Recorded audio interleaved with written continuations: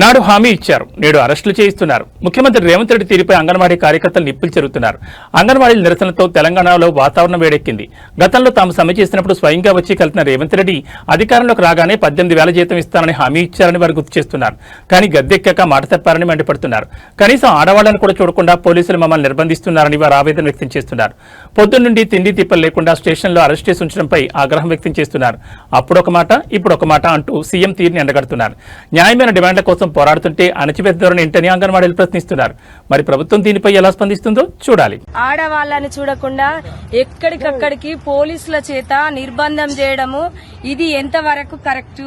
CM Revanth Reddy గారు రాష్ట్ర నాయకులను ముందస్తు అరెస్టులు చేసిళ్ళు కాబట్టి తక్షణమే వాళ్ళ విడుదల చేయాలి.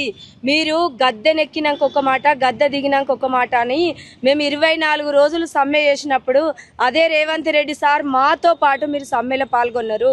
మాకు 18,000 వేతనం ఇస్తామని అన్నారు. ఎక్కడ పోయింది?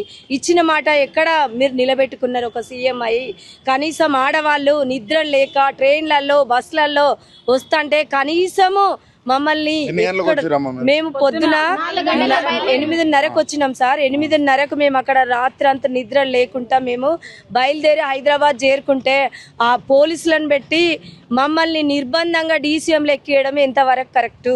ఇది మొత్తం సిటీ మొత్తం టైం పాస్ చేసి నీళ్లు నిప్పులు ఇవ్వకుండా ఆడవాళ్ళం సార్. ఎన్ని అవస్థలు ఉంటాయి మాకు.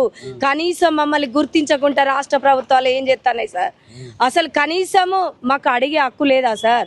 రాజ్యాంగంలో లేదా? అంగన్వాడీలు అడిగే హక్కు లేదా? మమ్మల్ని ఎందుకు అరెస్ట్ చేసిండ్రు? మాకు సమాధానం కావాలి.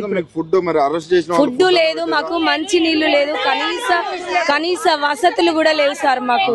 దయచేసి పొద్దున్న నుంచి సిటీ మొత్తం తిప్పిళ్ళు, సిటీ మొత్తం తిప్పిళ్ళు సార్. ఏది లేదు మాకు, ఏది లేదు. కనీసం ఆడవాళ్ళు కదా అని ఆడే పోలీసులను పెట్టి మమ్మల్ని అమాతం డీసీఎంలలో ఎక్కించి మమ్మల్ని భయభ్రాంతులకు గురి చేస్తాను. ఎంతవరకు న్యాయం ఈ రాష్ట్ర ప్రభుత్వానికి?